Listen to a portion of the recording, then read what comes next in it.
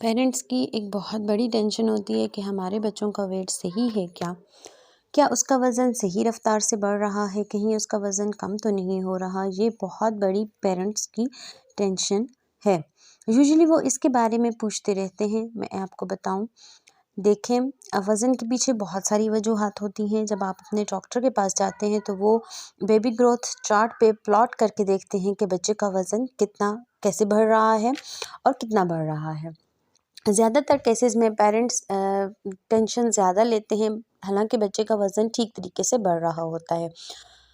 अगर डाइट इसके पीछे की एक वजह है तो आज की इस वीडियो में मैं आपको 5 ऐसे फूड्स शेयर करूंगी जो जिससे आपके बच्चे को देंगे तो इसका वज़न बढ़ने में मददगार साबित होगा। लेकिन एक बार ये सब फूड्स देने से पहले एक बार अपने डॉक्टर की राय ज़रूर ले लेना आपने।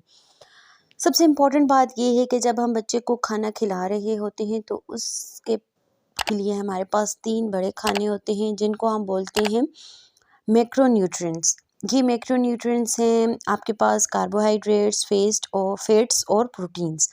अब चूँकि बच्चे का पेट बहुत छोटा होता है तो उसको कम मिकदार में ज़्यादा कैलोरीज़ चाहिए होती हैं।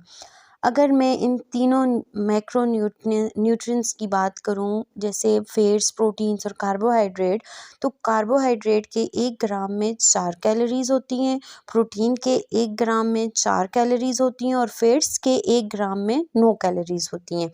अब आप फ़र्क देख सकते हैं कि जो है तो अगर आपको समझ आ रही है तो कैलोरीज़ जो हैं वो फैट्स में कैलोरीज़ ज़्यादा हैं, तो हमें ऐसा करना चाहिए कि बच्चे को ऐसे फूड्स दें जिन फूड्स के अंदर अच्छे फैट्स वाली खुराक हो। अब मेरी 5 फूड्स में से सबसे जो पहले नंबर पे आता है वो है ऑलिव ऑयल। अब ये देना कैसे है, इसके 1 ग्राम के अंदर 9 कैलोरीज़ होती हैं।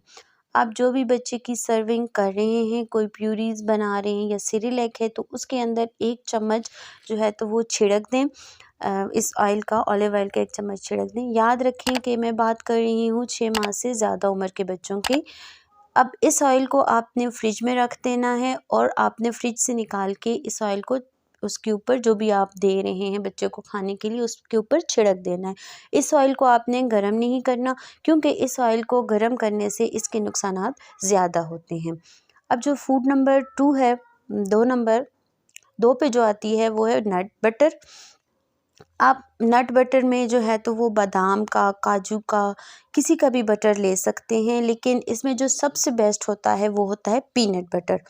पीनट बटर में बहुत अच्छे फैट्स होते हैं और फैट्स होने की वजह से इसमें कैलोरीज़ ज़्यादा होती हैं। यहाँ पर आपको ध्यान क्या रखना है?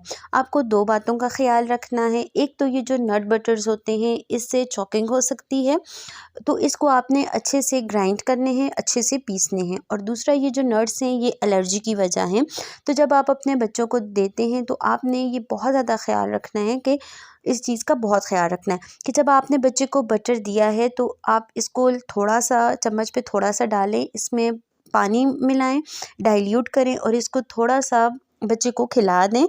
और थोड़ा-सा खिलाने के बाद 2 या 3 से घंटे आपने देखना है कि आपके बच्चे को इससे रिएक्शन हो रहा है कि नहीं। अगर आपके बच्चे को कोई छींक वग़ैरह आती है या फिर आपके बच्चे को कोई रैशेज़ हो रहे हैं तो फिर आपने ये बच्चे को नहीं देना। इन 2 चीज़ों का ख़्याल रखना है, अदरवाइज़ ये बहुत अच्छा होता है। बच्चे का इससे वेट भी ज़्यादा होता है और बच्चे के ये ब्रेन और हार्ट के लिए बहुत ज़्यादा फ़ायदेमंद होता है। अब तीसरी जो चीज़ है वो है मिल्क। अब मैं दूध के लिए मना नहीं करती, लेकिन ये जो मिल्क का जो पोर्शन है वो उससे नफ़रत है कि जिस तरीके से आप बच्चे को सिर्फ़ और सिर्फ़ दूध ही देते हैं। दिन भर में वो और कोई चीज़ पसंद नहीं करता। अब आपने बच्चे को दूध कैसे देना है? 1 साल के बच्चे को 1 साल के बाद के बच्चे को आपने गाय का दूध दे सकते हैं, लेकिन आपने उसको देना कैसे है कि आप उसमें से फैट्स भी ना निकले हुए हों और वो मुकम्मल दूध हो, जैसे कि वो होल मिल्क हो। लेकिन आप इसको 1 साल के बाद यूज़ करेंगे। आपने इसमें पानी नहीं मिलाना, इसको डाइल्यूट नहीं करना, आपने इसको होल मिल्क बच्चे को देना है। इसमें फैट्स और कैलोरीज़ बहुत अच्छी होती हैं बच्चे की ग्रोथ के लिए, इसके वेट के लिए, लेकिन ये 1 साल से पहले नहीं देना। अब जो चौथे नंबर पे जो फूड आ जाती है वो है एवोकाडो। अब ये एवोकाडो जो है ये थोड़ा महंगा फल है, लेकिन अगर आपको अफोर्डेबल है तो आप बच्चे की डाइट में इसको रख सकते हैं। इसकी क्रीमी कंटेंसिटी होती है और ये बच्चे इजीली एक्सेप्ट कर लेते हैं। अब आप 6 माह के बाद इसको बच्चे की डाइट में शामिल कर सकते हैं। जो 5वां फूड है वो है बनाना।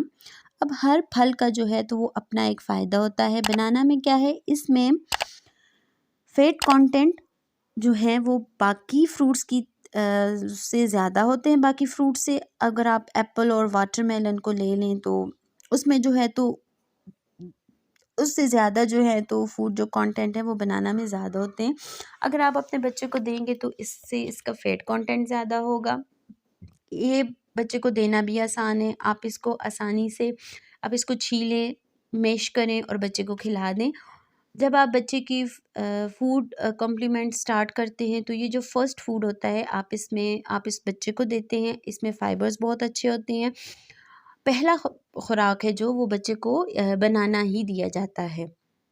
अब आपने मुझसे शेयर करना है कि आपने अपने बच्चे को पहली बार पहली खुराक आपने अपने बच्चे को क्या दी थी।